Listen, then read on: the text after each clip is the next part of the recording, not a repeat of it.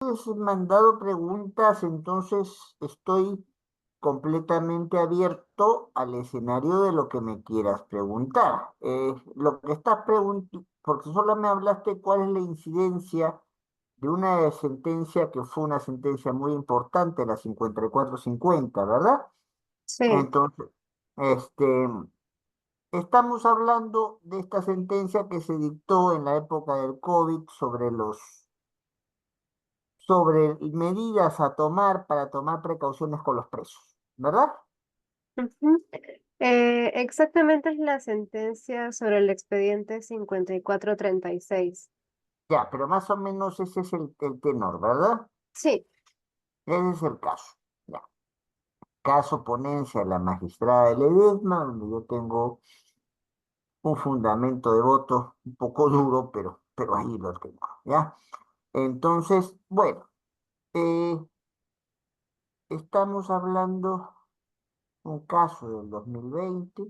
Estamos hablando que esto se plantea en Tacna, básicamente por Chayapalca, ¿no?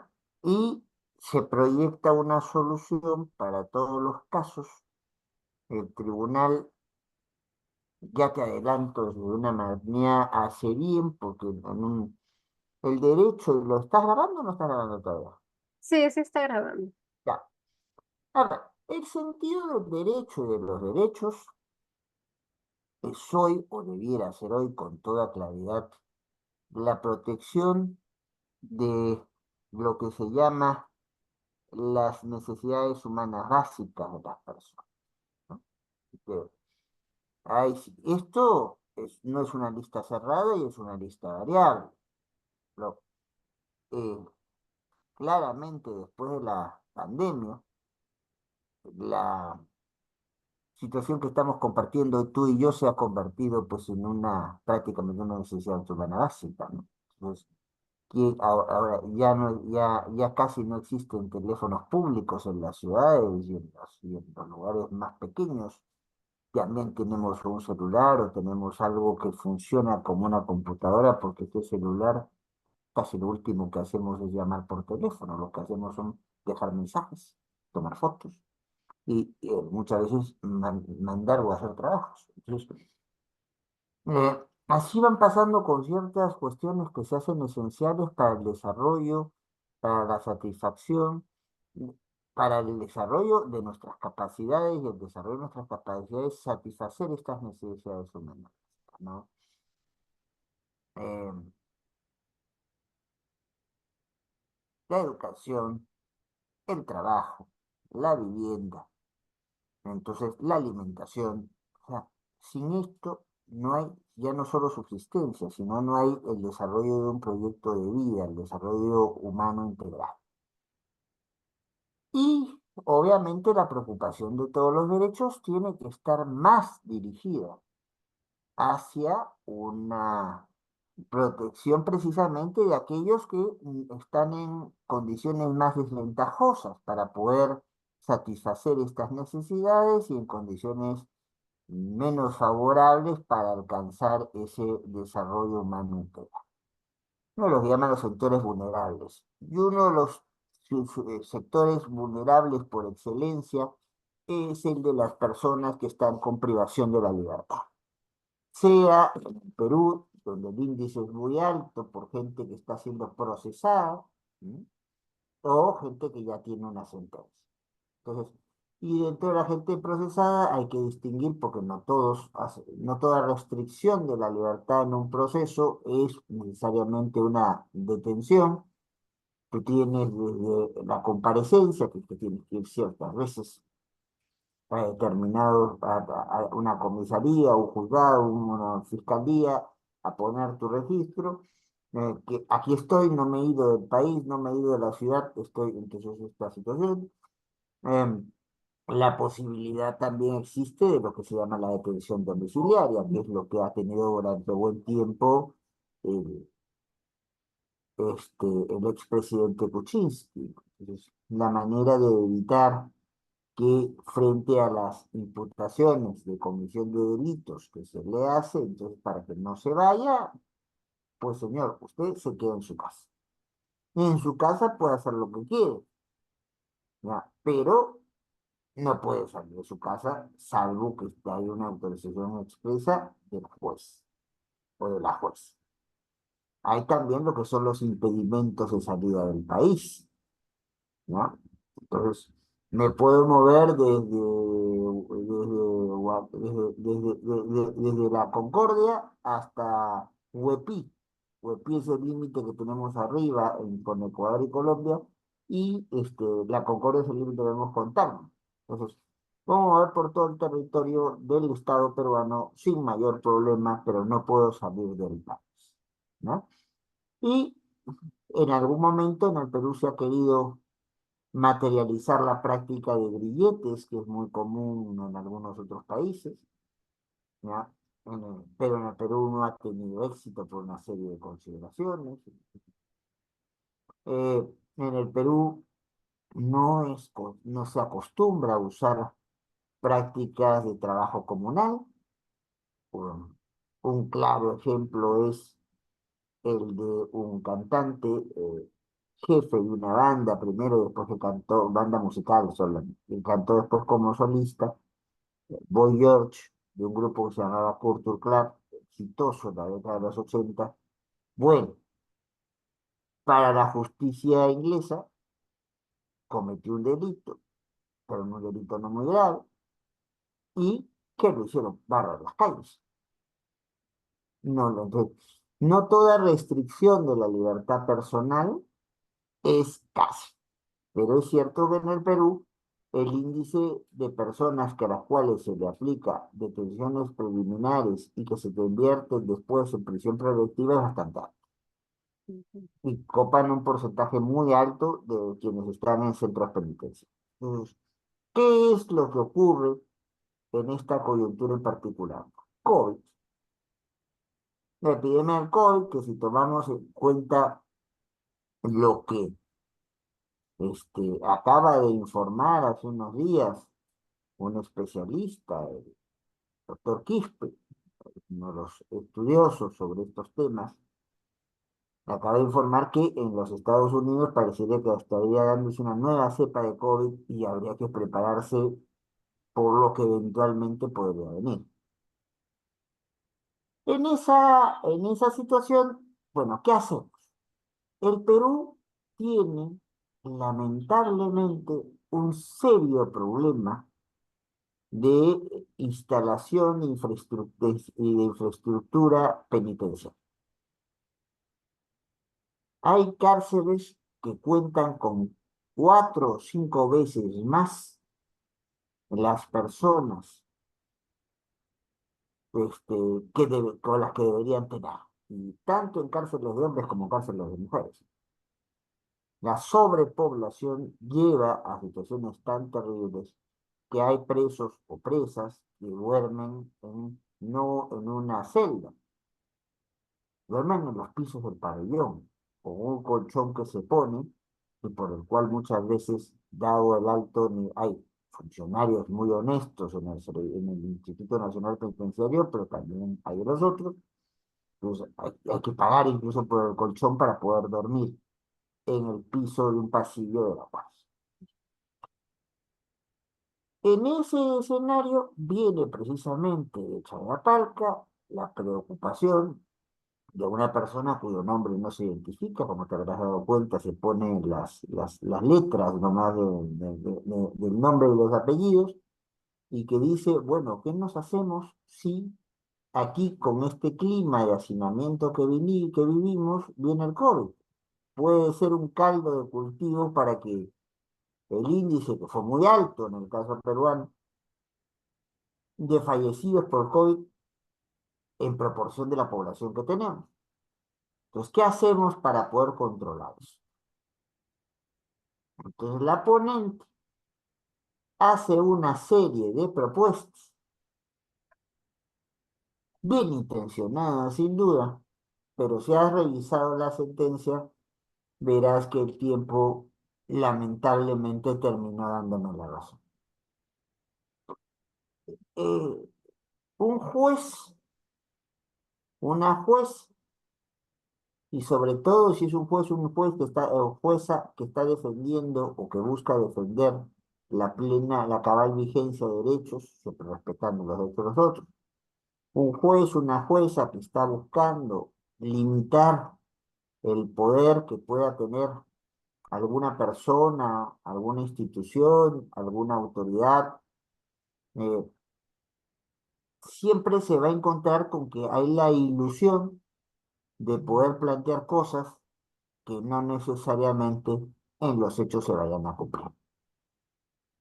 Y esa sentencia, a la cual apoyamos por su buena extensión, viene con un fundamento de voto, que es lo que llamamos en el caso peruano fundamento de voto. Yo coincido con el pronunciamiento final, coincido con la idea que se está planteando, pero tengo mis diferencias con algunos aspectos. Y en mi caso concreto, las diferencias estaban planteadas sobre la viabilidad, si te das cuenta, si has leído el voto. Entonces, la viabilidad de algunas de las cosas que propone. El riesgo que fueran una declaración de buenas intenciones y no pasara eso. ¿Ya? En esa época, nuestra composición del Tribunal Constitucional tenía en funcionamiento, a propuesta mía, una comisión de seguimiento y cumplimiento de sentencias. ¿De qué sentencias? De aquellas que fuesen consideradas emblemáticas, las que tuvieran una repercusión central en la vida de la ciudadanía, o sea, las que protejan con la respuesta que dan de mejor manera el interés general o por lo menos el interés de un sector importante de la comunidad en situación de vulnerabilidad. Entonces, como podría pensarse una sentencia sobre la situación de presos y presas en la época del COVID, era una sentencia a la cual había que ponerle detrás la comisión de seguimiento, iniciativa que fue recogida por mis colegas y, claro, me confiaron al desarrollar el trabajo de esta comisión de seguimiento. Esta comisión de seguimiento lo que pedía era información. Y si la información que nos daban no era concluyente, citaba a los funcionarios a una audiencia para que se explicaran y dieran cuenta de que en qué habían podido avanzar y en qué no habían podido avanzar para enfrentar la situación de riesgo, ya sea riesgo por violación de los derechos o por amenaza a una vulneración de derechos. Bueno, sobre este caso concreto hubo una audiencia a la que fue el entonces ministro del Interior, que era Eduardo Vega, no, perdón, el entonces ministro de Justicia, Eduardo Vega, y la entonces jefa del Instituto Nacional Penitenciario, Susana Silva. Fueron a dar cuenta, plantearon que estaban haciendo sus mejores esfuerzos, pero datos objetivos posteriores. A pesar de las líneas jurisprudenciales del tribunal, en algunas de ellas creo que con la actual composición ya se ha abusado de las restricciones a la prisión preventiva, como en el caso de Chiriano, eh, que la práctica, si no la tomáramos a pelo la sentencia, prácticamente estuviéramos extinguiendo la posibilidad de llegar a un estándar eh, que justifique el dictado de una prisión preventiva. Me explico, está bien, en el derecho hablamos de la última razón, de la última ratio. La medida llamada prisión preventiva debe ser la última ratio. O sea, cuando yo no tenga cómo asegurar que tú no te vayas a ir o a esconder, ¿ya? Para que se te pueda seguir la investigación penal primero y el proceso penal después.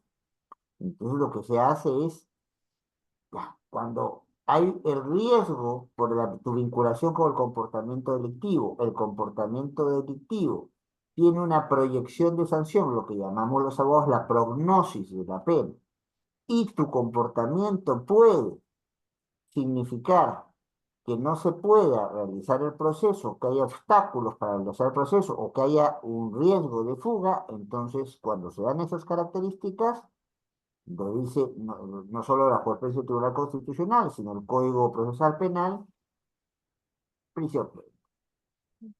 ¿no?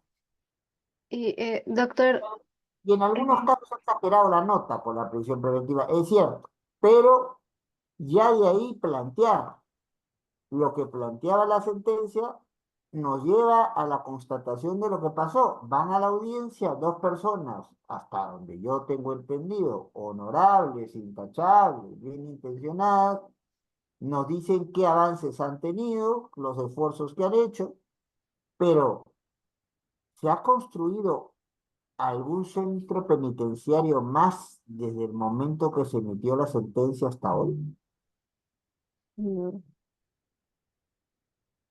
Y doctor, sobre la sentencia, justamente ahora que se ha referido a la comisión de seguimiento, a la duda que a mí me surgía al leer también los informes de Defensoría del Pueblo acerca de los estados de cosas inconstitucional, era que en este informe, por ejemplo, mencionan que esta sentencia es el primer ESI que incluye a la comisión de seguimiento de manera expresa como mecanismo de seguimiento, ¿no? Sin No, no es embargo, la primera. Ahí hay una equivocación de la Defensoría del Pueblo. Entonces, ujú, antes que ese caso, el primer caso donde se plantea, hay varios casos donde se plantea el tema de la comisión de seguimiento ok. antes que esto, e incluso se toman acciones efectivas sobre eso.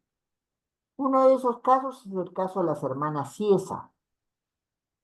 Son dos en ese momento adolescentes, ahora ya han pasado un poquito los años de eso.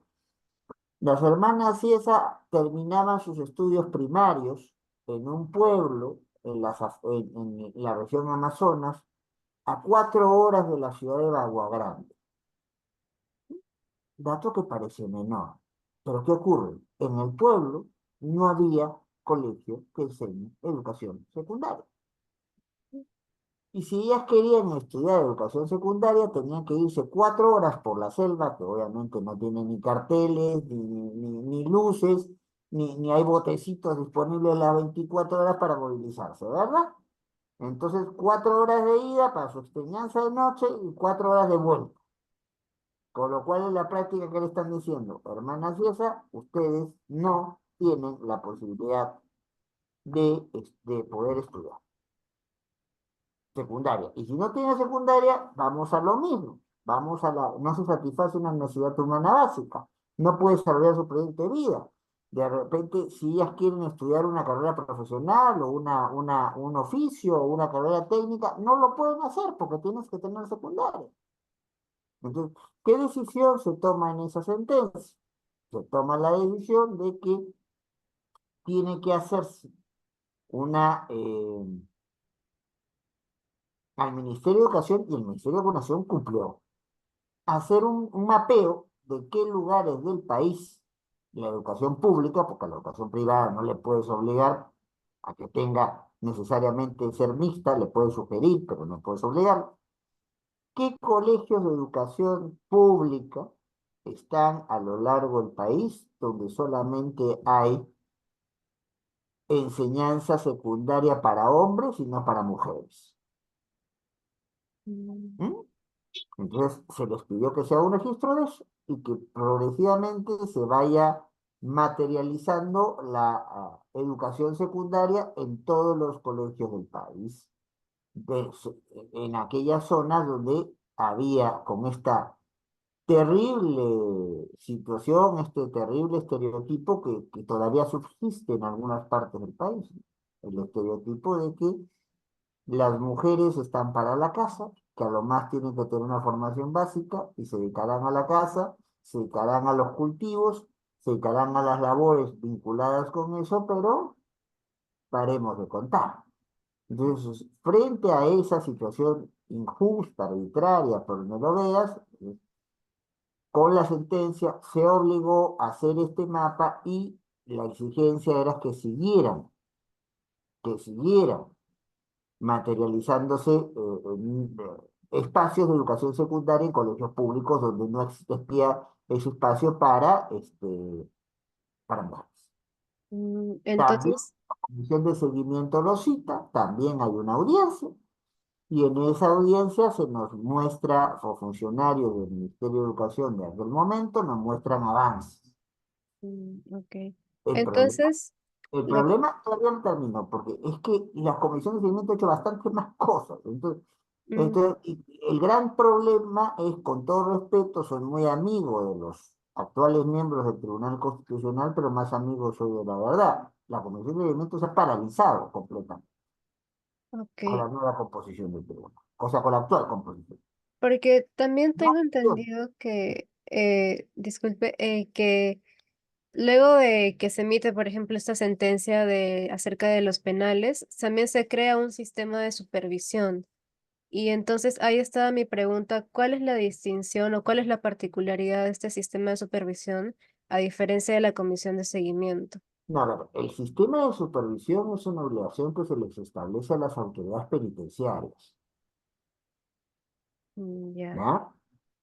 Tanto al responsable político del tema penitenciario, que es quien sea ministro o ministra de Justicia, como a los responsables más directos, o sea, eh, eh, el Instituto Nacional Penitenciario, que tiene un Consejo Nacional Penitenciario, el presidente o presidenta y dos personas más, y todos los responsables que haya. Cuando hablamos de sistema, estamos hablando de un conjunto de acciones que están en un mismo sentido, que se toman entonces bajo una misma pauta y que tienen un responsable. Eso es es un ente rector. Cuando hablamos, por ejemplo, de control del manejo del gasto público, el ente rector, el que marca las pautas, es Contraloría General de la República. Mm, Cuando manejamos la política financiera, eso es responsabilidad del Banco Central de Reserva y política monetaria. A ti no emites monedas, que el único que emite monedas y billetes es el Banco Central de Reserva, ¿ya? Entonces, una cosa es que le hayamos dicho, oiga, ustedes desde dentro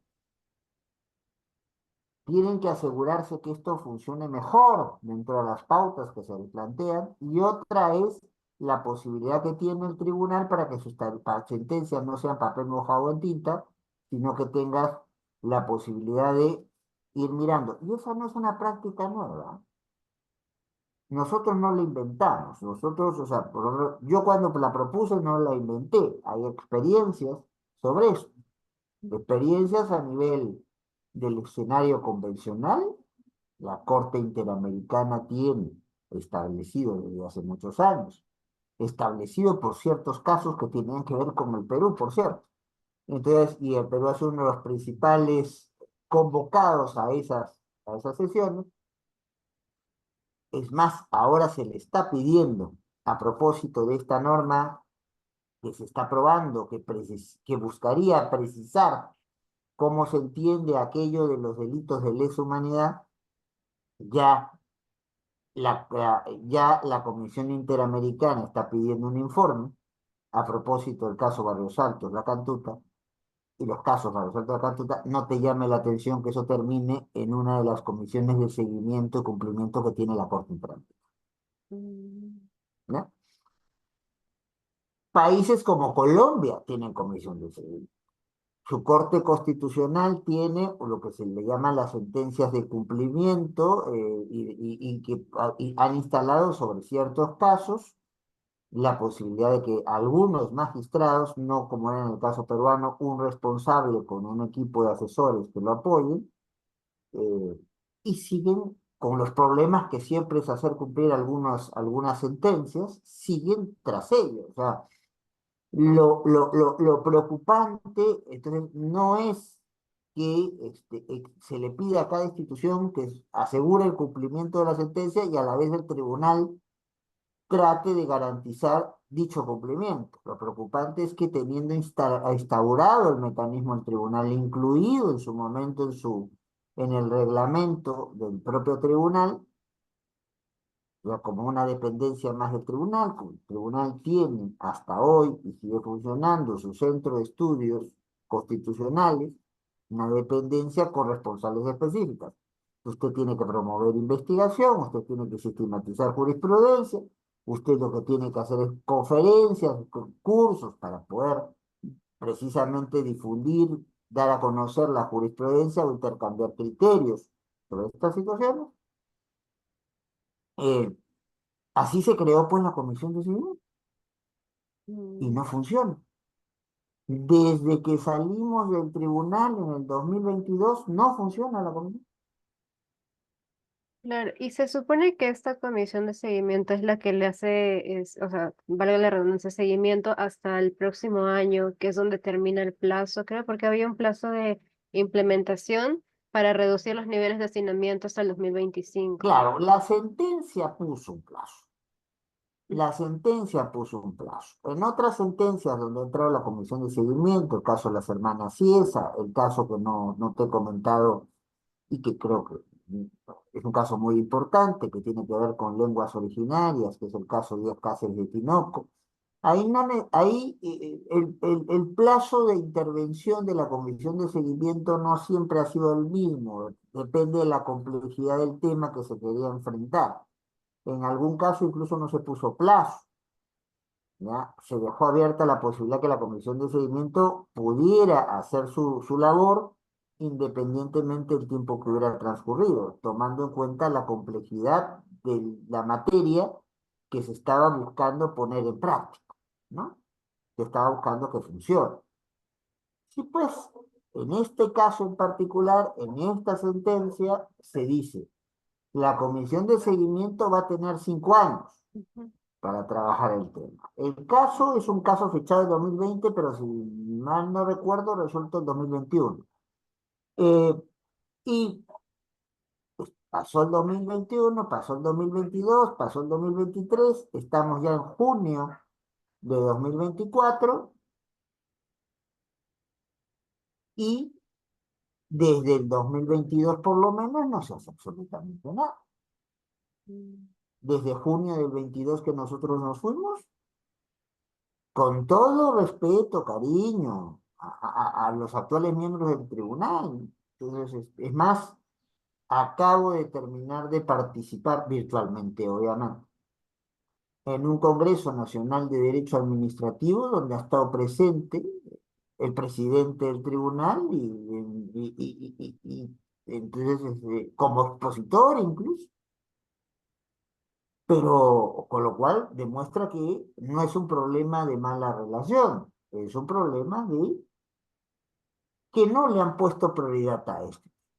Y ya estamos a año y medio de que se cumpla, o un poquito más, de repente por los meses, que se cumpla el plazo establecido en la sentencia para que la comisión de seguimiento tome cartas y después que nos fuimos, no se ha vuelto a convocar audiencia alguna de tema alguno por la comisión de seguimiento y cumplimiento de sentencia.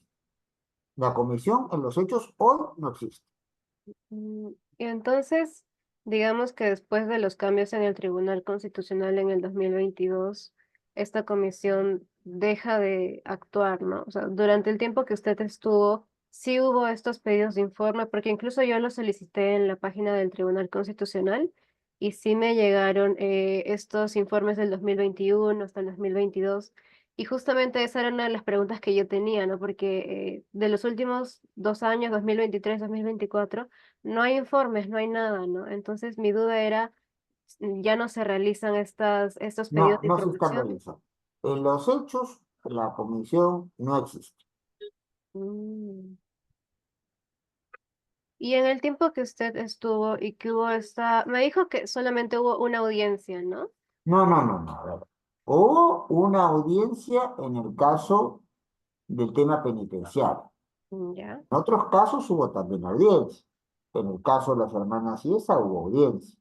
En el caso en el caso de la señora Díaz Cáceres de Tinoco, que es una señora a pesar de los apellidos quechua hablante, vivía en un pueblito cercano a una ciudad en la región Ancash, iba con sus cosas a venderlas en el mercado, se quedaba prácticamente todo el día para venderlas, porque no era cerca el pueblito a la ciudad que tenía que ir.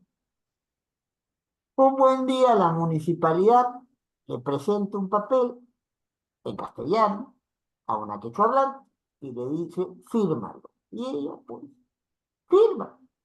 ¿Y qué decía el papel? Que por reordenamiento de la actividad comercial de esa ciudad, ya no se va a permitir que quien hace comercio ambulatorio, pues, o entonces a las puertas de un mercado, o incluso no ambulatorio en el mercado, se va a poder quedar todo el día, si no, hasta cierta hora. Con lo cual a la señora Díaz Carecer de Tinoco le tomaba más tiempo ir y venir que el tiempo que tenía para vender. Mm, Les presenta un amparo que llega hasta el tribunal resuelve darle la razón, una sentencia que incluso fue premiada en México como considerada la mejor sentencia de su tipo en, en el año que se emitió, ¿no? Y allí será clarísimo y se consiguieron avances importantes. Como, entonces se planteó que se haga un mapa etnolingüístico. ¿Qué quiere decir eso? En el Perú hay 48 lenguas originales y en algunas zonas del país estas lenguas originarias son las verdaderamente lenguas dominantes. ¿Qué quiero decir con esto? Las que más habla la gente. Si tú vas a la región Apurímac, la región de donde precisamente proviene la presidenta Boluarte, ¿no? El 71% de la población en el momento que sacamos la sentencia hablaba quechua cham.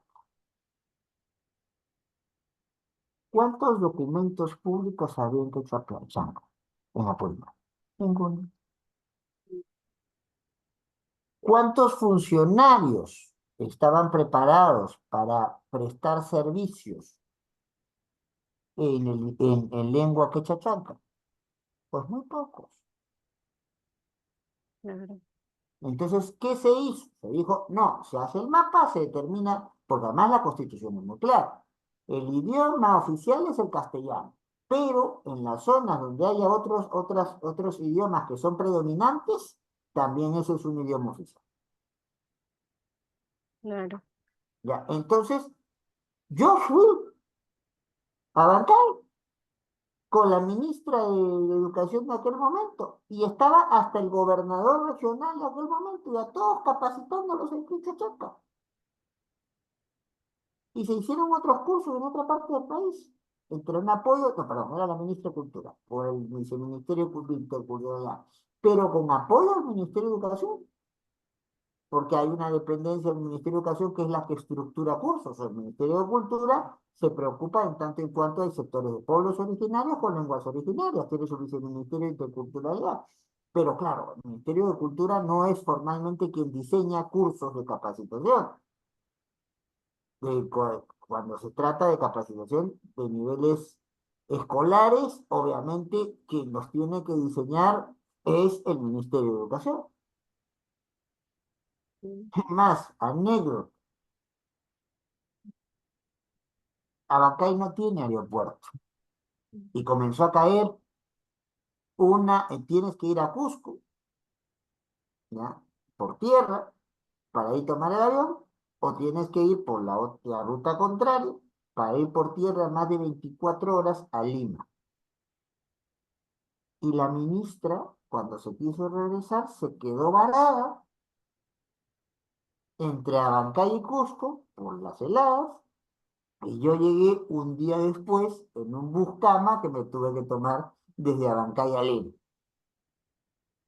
Y de inmediato ir a despachar con mis compañeros para contarles qué es lo que había encontrado en esa ciudad. O sea, se hizo trabajo en la comisión de seguimiento, pero claro, si había una consciente o inconsciente decisión institucional de no hacerlo, porque pues, la carga es abrumadora en el tribunal, sin duda, o porque se considera que esto no es prioritario.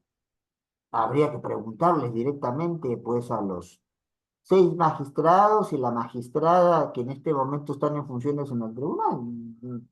Yo no estoy en la cabeza de ellos y ella. Claro. Pues habría que preguntarles por qué no han sostenido un trabajo como el de la comisión de seguimiento. Claro. Si Y quieres ponerle un título a esto, puede ser la comisión de seguimiento, una deuda pendiente del actual Tribunal Constitucional. Y la claro. verdad. Y doctor, yendo más al caso de estudio que es la Política Nacional Penitenciaria al 2030, cuando se hace cuando se da esta sentencia, ¿tuvo, digamos, algún impacto en el diseño? Porque yo tengo entendido que la política ya se venía elaborando desde el 2019 y la sentencia sale 2020, 2021 creo. Entonces, dan este plazo de 3 meses para publicar un plan, ¿no? Nacional y se publica el plan que ya venía en elaboración. Entonces, mi pregunta es si a raíz de esta sentencia, digamos que se toman otros puntos en cuenta durante la elaboración de la política o, Ahí viene el problema que justifica mi fundamento de voto. Pues algunas de las cuestiones que planteaba la ponencia eran, por más buena voluntad que hubiese, de difícil comprensión,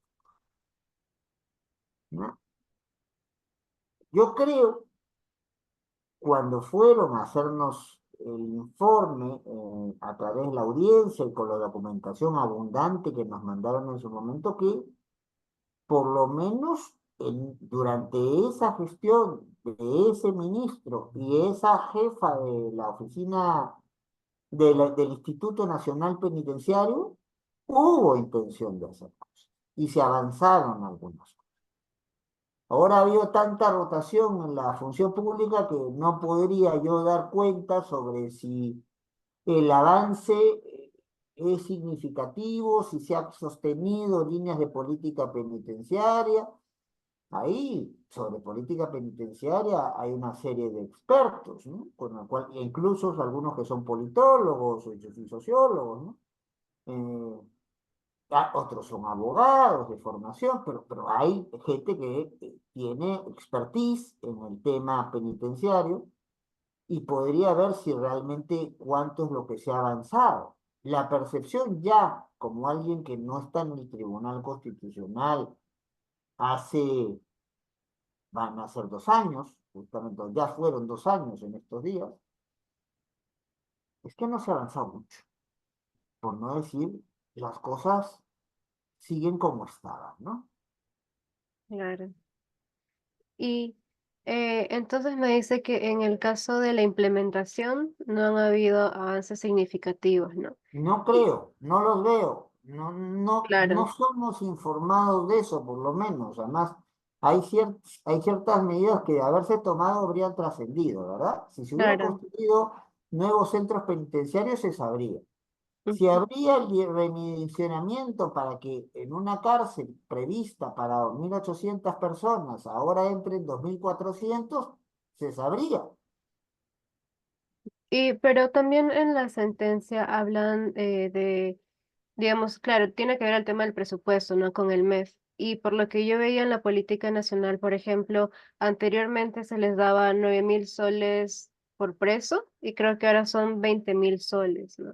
Bueno, esa es una de las cuestiones que teóricamente ha mejorado, ¿no? Entonces, habría sí, pero una cosa es que haya una asignación que da el Ministerio de Economía al INPE para que éste, a su vez, lo distribuya en los diferentes centros penitenciarios. Entonces, porque claro, la gente tiene que comer, la gente tiene que tener instalaciones para poder hacerse su aseo, para poder hacer sus necesidades fisiológicas.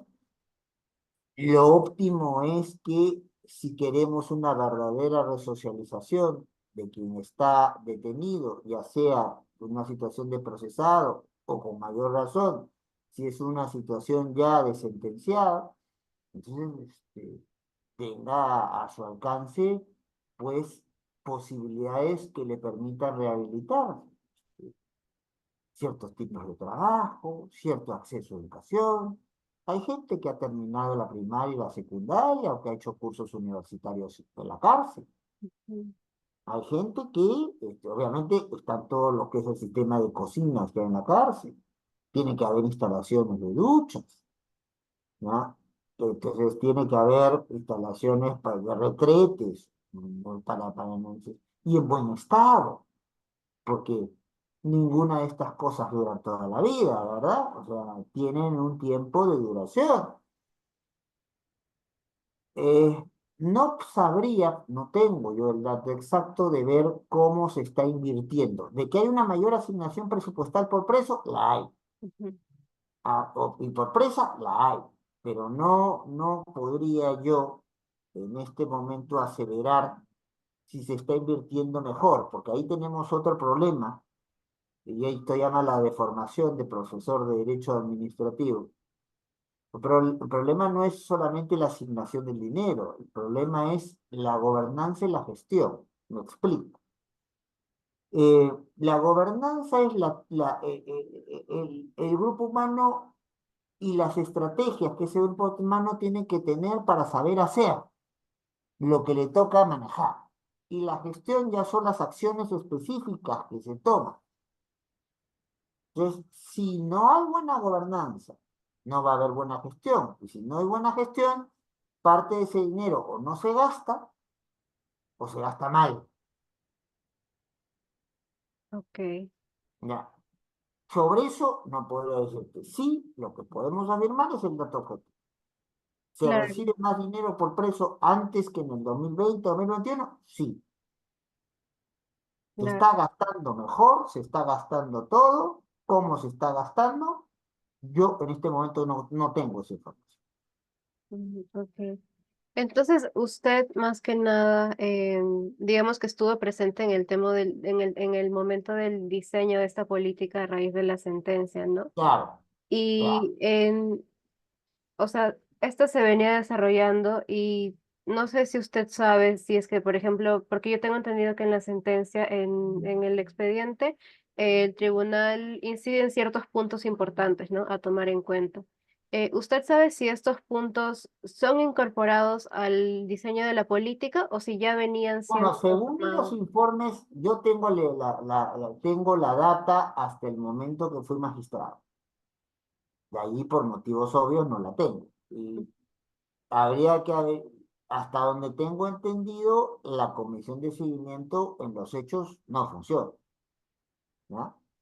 Eh, no sé si alguien, aun cuando no haya comisión, esté haciendo seguimiento, no les sabría decir. Mm, Ah, pero supongo que los últimos datos que se deben tener fueron los que obtuvimos nosotros, claro. ¿ya? Y allí, en la audiencia, entonces, independientemente de la documentación, se les hizo preguntas y para que, claro, porque el papel puede aguantar muchas cosas, pero pues saber cómo van, se les hizo preguntas, incluso esa audiencia fue grabada, o sea, debe estar colgada en internet, y si no, no siendo un documento ni reservado ni secreto, podría pedirlo pues al responsable de acceso a información dentro del tribunal, ¿no? O la responsable, no sé quién está a cargo en este momento de eso. Y se grabó y ahí está, cómo se les pregunta, y tanto el ministro como la entonces jefa, la más presidenta del Instituto Nacional Penitenciario, decía, sí, nosotros hemos tomado en cuenta los elementos, varios elementos de la sentencia para enriquecer el diseño de la del plan y el desarrollo. Tú sabes que todo plan viene acompañado de políticas, proyectos y actividades. Y que Ujú, todo eso, en este sentido, estamos trabajando nosotros. Lo siguieron trabajando ellos mismos, pues como ya perdimos el espacio y el contacto, no lo sé. Lo siguieron sus sucesores, tampoco sabría decirlo. solamente en este gobierno de la señora Boluarte, cuya legitimidad no voy a entrar a cuestionar porque no es materia de esta conversación, se ha tenido por lo menos Maurate, Arana y antes que Maurate, dos o tres ministros por lo menos. Y también ha habido cambios en el INPE. Incluso hay un presidente del INPE que en este momento está preso. Sí. Eh, entonces, no podría yo ahondar en detalles. Yo solamente puedo acreditar de lo que estuve involucrado, estuve al tanto, que era que sí, que ellos decían que estaban incorporando, pero que también decían con toda honestidad que tenían algunas dificultades para incorporar algunos de los aspectos de las empresas. Ok. Y usted me decía que la comisión de seguimiento hacía estos pedidos de información y cuando no bastaban es que se iban a estas audiencias, ¿no? Entonces, acerca de esta sentencia, ¿cuántas audiencias hubo o solamente es Hasta una? donde recuerdo, dos. Dos. Y Dos.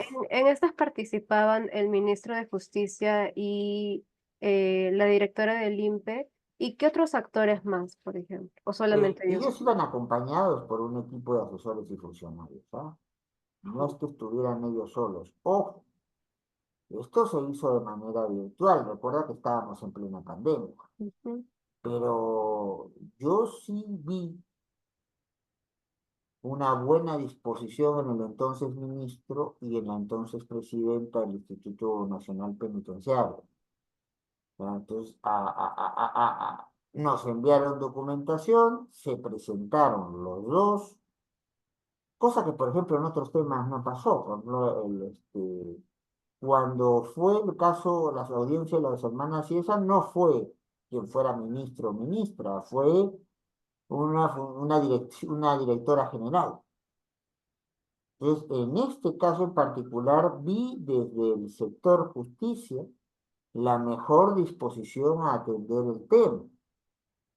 Entonces, cuando hablo del sector justicia, no estoy hablando precisamente por el ministro y por la presidenta y el equipo con el cual estaban ahí al lado para atender cualquiera de las dudas, porque obviamente tenemos tantas cárceles en el Perú, tenemos también centros penitenciarios que son a veces de cobertura muy pequeña, las llamadas carceletas, donde, donde se hace detención preliminar para ponerlo a disposición de, de alguna cárcel. Entonces, todo eso requiere atención. Ok. Es imposible pedirle a alguien que lo recuerde todo de memoria, ¿no?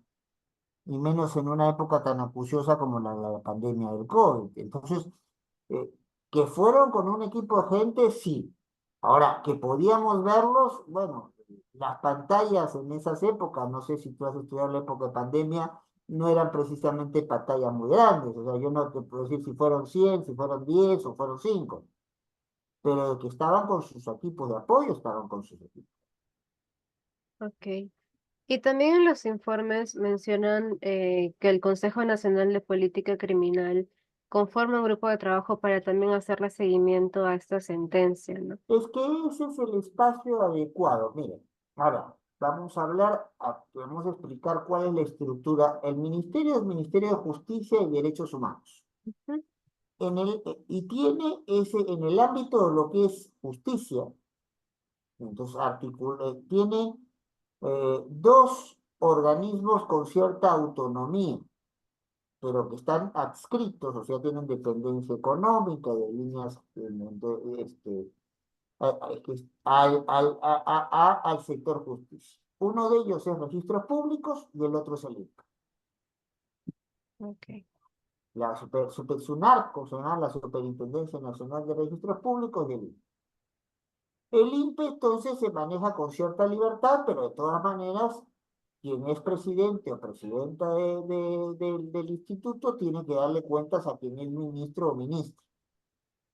Ahora, el ministerio tiene porque el responsable del diseño de las políticas públicas básicamente es el gobierno, mal llamado Poder Ejecutivo, Eso no quiere decir que no participemos los ciudadanos o que no participen otras instituciones del Estado, pero el responsable político de eso es el ministerio correspondiente. ¿Ya? Y eso obliga a que si voy a tener que diseñar políticas públicas, tenga que tener un observatorio o una instancia que analice la política criminal. En el Perú, nuestro país tendemos a ser muy sensibles. Oh, comienza una ola de secuestros. Bueno, todos los secuestros, pena de muerte. No puede ser. Ujú, Ya, nosotros hemos firmado no solamente la Convención Americana de Derechos Humanos, sino el protocolo que permite actuar a la Corte Interamericana. Y la Corte Interamericana ha sacado pronunciamientos señalando que si un país no tenía en el momento que firmó, un Estado, para decirlo con más propiedad, no tenía en el momento que firmó la convención y firmó el protocolo que habilita la actuación de la Corte, no tenía prevista la pena de muerte, no puede instaurarla. Y si la tenía prevista, no puede agrandar los supuestos. Entonces, eh, ¿cuál es la tentación? La tentación a veces con buena intención y a veces de puro, duro populismo, ¿no? Es un concepto que ustedes, la gente de ciencias políticas, conocen muy bien, el concepto de populismo. Eh, la intención es, pues, muchas veces tranquilizar a la ciudadanía creyendo que porque se ponen penas más altas para algo, necesariamente con eso vamos a conseguir el objetivo deseado. Y las pruebas al canto. O sea, ahora tenemos un espacio penitenciario y un espacio de control de la seguridad ciudadana completamente rebasado con múltiples formas de crimen organizado. Ya no es solo narcotráfico, es minería ilegal, es tala ilegal, es trata de personas en zonas como Madre de Dios, y ni siquiera Madre de Dios, acá mismo en Lima. ujú. O la tragedia que está pasando en las disputas que hay en distritos como Lince o San Martín de Porres es de casualidad. Es, Claro. es disputas de bandas, algunas extranjeras, otras locales, por quién coloca a la prostituta o el prostituto en la calle. Sí. ¿No? En- Y eso debería haber pues una política criminal porque la prostitución en sí no es un delito, el proxenetismo, o sea, el poner a personas a prostituirse lo es. Lo que sí una prostituta lo que tiene que es tener todas sus autorizaciones sanitarias porque si no puede ser un agente de enfermedades, igual un prostituto. Y por eso es que la policía lo puede detener porque están haciendo clandestinamente la actividad.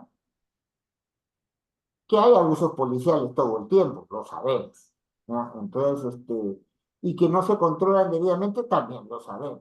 Entonces, pero ya, por eso era importante en la sentencia decirle no solamente, oye, INPE, toma acciones penitenciarias, sino, oye, la gente llega a la cárcel porque existe una gama de delitos que te llevan a prisión efectiva y porque existe un conjunto de situaciones en los cuales podría justificarse hacerse ya no una prisión efectiva de alguien que ha sido condenado, sino también una prisión efectiva por alguien que se le aplica la prisión preventiva. Y eso tiene que estarse pensado, eso no puede responder a la buena voluntad, al impulso al momento o al querer quedar bien con tu grupo de electores. Entonces, Yo- este yo- Consejo Nacional de Política Criminal responde al Ministerio de Justicia, ¿no? Pero directamente al ministerio, no al INPE, sino... no, al ministerio, Ah, ya, ya. al ministerio, al ministerio. Y, Hasta donde yo tengo entendido, salvo que haya habido alguna modificación posterior a la época que yo estaba en el tribunal, han pasado 2 años, no, era el mismo. claro, y este consejo, bueno, este grupo de trabajo dentro Perdón, me del... estoy saliendo de una faringitis, pero Sí, bueno, Más bien, discúlpame por hacerlo No, doler no, no, no, tanto. no, yo lo hago con el mayor gusto. Bueno, sigue, sigue. Entonces, este grupo de trabajo dentro del consejo, paralelamente a la comisión de seguimiento, digamos, le hacía, valga la redundancia, un seguimiento a la sentencia, o sea, digamos, desde el T6. Teóricamente sí, y en su momento, pues parte de lo informe y la documentación que nos alcanzó demostraba que tenían la preocupación puesta en el tema.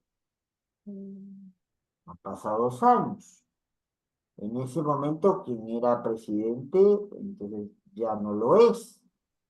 Han pasado 2 presidentes más, un presidente y una presidenta. No podría dar razón, por lo mismo, de cuál es el estado de la cuestión hoy. claro, Si esa dependencia sigue perteneciendo al Ministerio de Justicia, propiamente o pertenece a aquel organismo que es parte del ministerio, pero que se maneja con cierta autonomía, con cierta capacidad de dar sus propias normas, porque es el Instituto Nacional Penitenciario. No, no estoy al tanto. Y no me gusta hablar de lo que no estoy al tanto. Entonces, claro, claro. Entonces, ya para ir cerrando, ujú. usted me decía que desde su perspectiva, esta comisión de seguimiento no ha funcionado, ¿no? Hasta este No momento está al menos. funcionando, que es distinto. Claro, Funcionó, hizo un trabajo interesante, con todas las limitaciones, porque el Tribunal Constitucional es una institución con muchas responsabilidades y altas responsabilidades, pero es una institución de tamaño pequeño y de presupuesto estrecho. claro. Eh, Y no, específicamente sobre esta comisión, ¿qué limitaciones, digamos, habían o no había la ninguna primera es que limitación? estaba todo por hacer, ¿no? O sea, era una idea. La segunda es que hay que reconocerlo, había sobre todo un magistrado que se oponía a la existencia de la comisión. Y el acuerdo, lo que está plasmado en la norma prevista, o sea, en el reglamento, las especificaciones de la comisión de seguimiento, es que del despacho de cada magistrado había un asesor o asesora responsable. Ese despacho nunca puso nadie a disposición, no había la menor intención de apoyar la iniciativa y su puesta en ejecución, porque finalmente, si somos un colegiado, es una decisión tomada por todos y si hay un acuerdo, aun cuando yo pierda el acuerdo, lo tengo que cumplir. O tengo que esbozar razones, tengo que tener una justificación razonable por qué no estoy en condiciones.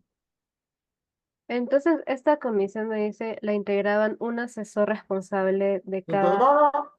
Yo era el coordinador de la comisión, con magistrado a cargo de esto. Se puso por si acaso, claro, podría pasar cualquier accidente, cosa, a un magistrado que asumía el rol de alterno, suplente, por si yo no podía asumir el cargo. Y, bueno, eh, ese magistrado era el magistrado Carlos Ramos, que falleció antes que termine nuestra gestión. Mm, Entonces, y después ya no hubo tiempo de nombrar a un alterno. Entonces, el único responsable dentro de los magistrados y que daba cuenta a los magistrados y a la magistrada, entonces en funciones era yo. Y cada despacho ponía, y si hay que decirlo, incluso no es un secreto para nadie que en el tribunal sus integrantes teníamos en muchos temas posiciones muy distintas, por no decir contrapuestas, pues todos los despachos, salvo este despacho en particular, pusieron a disposición algún asesor o asesora para que apoye. y Y yo luego aproveché la de... oportunidad para agradecer a quienes hicieron en su momento esa labor. Si la vienen haciendo ahora, pues no parece, o sea, no hay signos de funcionamiento alguno. Entonces, que esté cumpliendo sus labores la Comisión de Seguimiento y Cumplimiento de Sentencias. Y luego de que usted, digamos, deja el tribunal, quién se queda a cargo, si usted sabe de o sea, quién sucede como No he coordinador? visto publicada resolución alguna nombrando ahora también la composición es de 6 magistrados y una magistrada. No he visto, y fíjense que la he buscado, no he visto resolución alguna nombrando algún sustituto o sustituta bien. Mm. Eso quiere decir, no quiere decir que no haya la resolución, pero como en el mundo del derecho lo tenemos claro, una cosa es validez, algo que se hace conforme a derecho, y otra cosa es eficacia, lo que se dé conocimiento a terceros para que se pueda cumplir. Si para eso yo tengo o que notificar, y si no se trata de una notificación, es una publicación en el diario oficial. Pues ni me he enterado de notificación alguna, ni he visto en el diario oficial del peruano publicación alguna al respecto. Y Entonces, si la comisión sigue existiendo y teniendo alguna persona responsable, mi respuesta es no sé. Mi mm, respuesta es yo no puedo acreditarlo. Mi respuesta es si hay alguna persona responsable de esta actividad, pues lo está haciendo con un perfil tan bajo que parece que la comisión no existe. Y mi respuesta final vuelve a lo mismo. Se plantea entonces la continuidad de la Comisión de Seguimiento y Cumplimiento de Sentencias del Tribunal como una asignatura pendiente de la actual composición. ok. Bueno, doctor, me ha servido muchísimo todo lo que me ha Le comentado. agradezco y con el mayor gusto estoy a tu disposición para contestar inquietudes. Más bien,